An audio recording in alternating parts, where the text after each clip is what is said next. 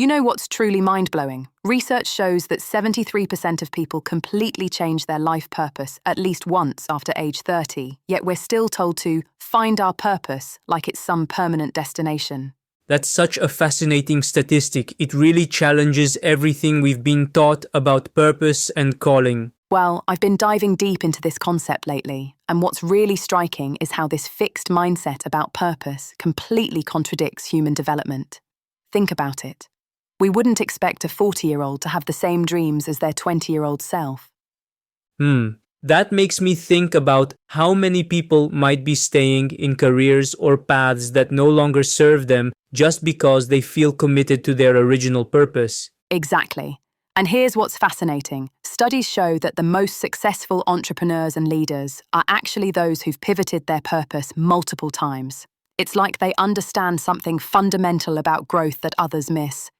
Could you give some concrete examples of how this evolution actually plays out in real life? Well, there's this remarkable case study of a sound healer who started doing one-on-one sessions for stress and anxiety. Over time, she discovered her impact could be exponentially greater by training other practitioners. Her purpose evolved from direct healing to creating a movement. That's so interesting because she didn't actually abandon her original mission. She just found a way to scale it, right? Precisely. And you know what's really compelling? Research from Harvard Business School shows that companies led by founders who evolved their mission statements over time outperformed those with static missions by 47%. Oh wow, that really challenges the conventional wisdom about staying consistent at all costs. And here's what's particularly fascinating about these transitions. Neuroscience shows that the discomfort we feel when shifting purpose actually indicates healthy brain plasticity.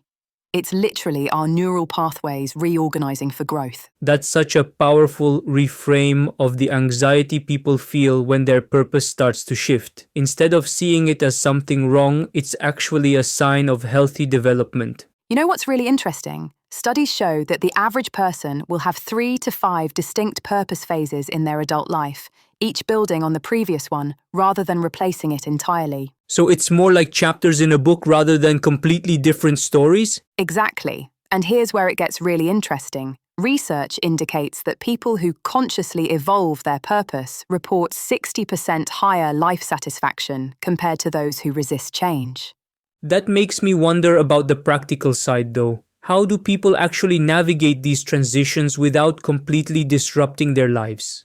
Well, the data shows that successful transitions typically follow a 90-10 rule. Maintain 90% stability while experimenting with 10% new direction. It's like having training wheels while you learn to ride a new bike. That's such a helpful framework. It takes some of the pressure off feeling like you have to make dramatic changes overnight. And what's fascinating is that this gradual approach actually leads to more sustainable change. Studies show that purpose shifts implemented incrementally have an 80% success rate, compared to just 20% for complete overhauls. Those numbers really tell a story about the power of evolution versus revolution. You know what else is interesting? Research from positive psychology shows that people who view purpose as dynamic rather than static show greater resilience in facing life challenges. That makes so much sense. They're probably more adaptable when things don't go as planned. Exactly.